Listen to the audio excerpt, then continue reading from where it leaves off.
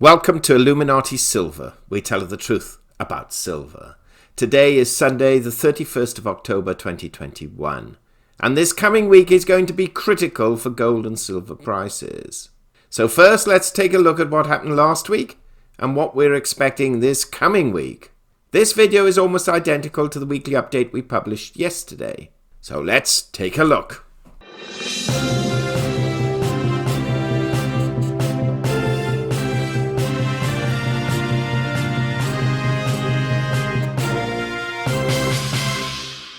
Gold fell $9 last week, falling from $1,793 to $1,784, having hit a high of $1,810 and a low of $1,772, a fall of 0.5%. In sterling terms, gold finished the week at £1,303. That is unchanged. And in euros, it closed at 1,542 euros. That's up €2. Silver fell 44 cents, falling from $24.36 to $23.92, having hit a high of $24.64 and a low of $23.68. By the end of the week, it had fallen 1.8%. In sterling terms, silver closed at £17.48. That's down 23 pence. And in euros, it closed at 20.69 euros. That's down 22 euros. The gold to silver ratio rose from 73.6 to 1 to 74.6 to 1. That sort of level average of around 75, with it going 2 or 3 points above or 2 or 3 points below, seems to be a comfortable space for gold and silver of late. Looking at equities now, the Dow Jones closed on Friday at 35,819. That's up 89 points on the day and up 142 points on the week. The S&P 500 closed at 4,605. That's up 9 points on the day and up 61 points on the week. And the Nasdaq Composite closed at 15,498, up 50 points on the day and up quite a sizable 408 points on the week. This week's rise has now ensured that all of the major US exchanges are now in positive territory for the month, again, and showing gains between 35 and 42% for the year. And this is despite so many people calling for the imminent collapse of the equity market. We admit it has been buoyed by loose monetary policy. We don't question that whatsoever, and will probably be further buoyed, that's B-U-O-Y-E-D, by Biden's infrastructure plan once it is passed. And then thereafter, we can't really see what's going to help it, but we'll wait and see.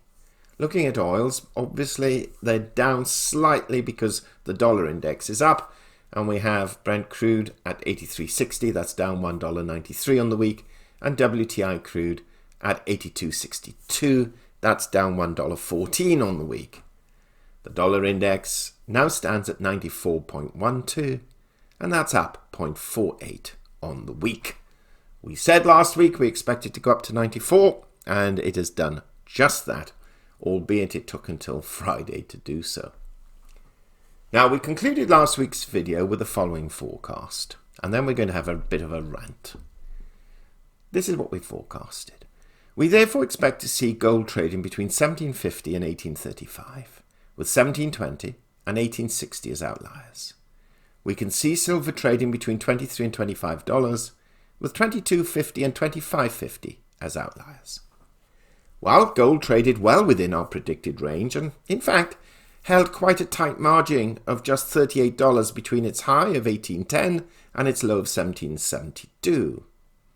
Whereas in recent times, standard variation has been around the $50 mark.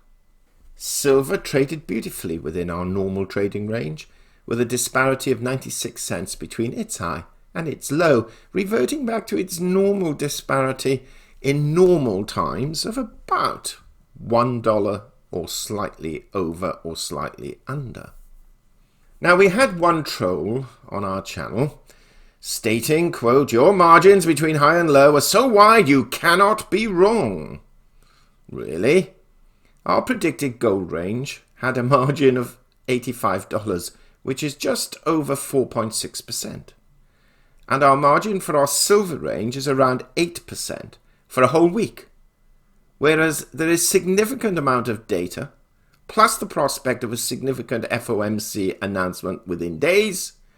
And this Charlie, we'll call him Charlie because that's a derogatory term we use in the UK for idiots, makes such a comment, conveniently forgetting the fact that silver can move up or down more than 5% in a day. And we've seen gold make similar shifts too, not too often admittedly, but it has done. Now on the back of this comment, we looked at some of last week's video headlines, not going back a month or 2 months where people were telling us now gold is now definitely going to $2,000 and silver's definitely going to $30 within days. Just last week, some of the headlines. Gold is a buy now. Silver price is headed for a bull market. Silver prices will break records. Silver prices to hit all-time highs. Silver about to enter the commodity super cycle. Physical silver's going to skyrocket. Yes, they will if the dealers keep increasing the margins. The prices will skyrocket, not necessarily the demand. Now, not once did we see this Charlie comment critically on any of the super bullish forecasts these videos announced. And this was 3, 4, 5 days ago, and have all been proven wrong at least for a week. I could go back 2 weeks and find out equal number of videos who were wrong, and go back a month, go back 3 months, go back 6 months, go back 9 months. And silver has moved down after all of their rather bullish publications. Even channels whom we previously held in regard and acted in a more cautious manner earlier this year, they admitted they sold a lot of their silver because they could see prices falling. They're now coming up with stupid clickbait headlines like, "The price of silver doesn't matter." Really? Try saying that to the poor sods who bought it in 2011 at $50 an ounce and have been underwater for the past 10 years. Of course it matters. We're surrounded by pumping buffoons who are conning you because they either sell silver and gold or they want eyeballs on their YouTube channels. They're a disgrace. And those who repeat their nonsense are just stupid sheep. Yes, we are believers in silver long term, otherwise we'd not have even created this channel. But we have to put into perspective the fact that we've been 95% accurate in our predictions week on week, within the margins of no more than 8 to 10% generally, even though news and economic headlines would suggest such moves in a day, let alone in a week. With this in mind, each morning we also produce daily updates expressing the reasons for the various price movements and news which could affect prices that day and that week. So do tune into these. They are quite valuable if, of course, you're interested in this space. If you're not, then they're not valuable at all. And all week we've stated that the dollar value will rise above 94 very shortly and will strengthen even further. And this is exactly what has happened. Okay, rant over. This week's economic data was mixed. On the positive side, we had a strong consumer sentiment index and improving jobless claims reports, and core inflation announced as predicted at 0.2% for September. On the negative side, we have lower real consumer spending, negative advanced durable goods orders and trading goods, and negative personal income of -1% for September. Now, before we give our price forecasts, let's take a look at the economic data being published in the United States this week, which will be a crucial week. And we shall see why in a moment. On Monday, we have the market manufacturing PMI for October, the ISM manufacturing index, and construction spending for September. On Tuesday, we have a home ownership rate for Q3. Wednesday, ADP employment report, FOMC statement, and Jerome Powell's press conference. Then on Thursday, we have the weekly jobless claims, international trade deficit for September, productivity for Q3, and unit labour costs for Q3. Then on Friday, we have the non-farm payrolls report the unemployment rate for October, and average hourly earnings for October. And also consumer credit for September. Now, the non-farm payrolls would have quite a significant impact. But as we're going to have the FOMC statement on Wednesday, whilst we believe the non-farm payrolls will have an impact, the statement is going to be far more dominant. So it's a most crucial week for economic data. And we will find out when the Fed proposes to introduce tapering of its $120 billion a month bond buying program and its view on interest rates for 2022. We also have key manufacturing, services and employment data all in 1 week. So we can expect to see some significant price movements. Yes, Charlie, we may widen our bands for this week because almost anything can happen. Now, before we look at our price prediction, we can see that technically gold is being squeezed by a number of trend lines and moving averages. We still have some support at 1750 and resistance at 1835. The technicals on their own suggest there could be a slight upward movement in gold, but we all know the announcements due to be made next week, depending on what they are, could have a differing effect. Most analysts seem to agree currently that the main outlier trading range for silver over time, not tomorrow or next week, but over time, lies between $22 and $28. We're a little more pessimistic and we believe it actually exists between $20 and $27. Time will show if we're right or not.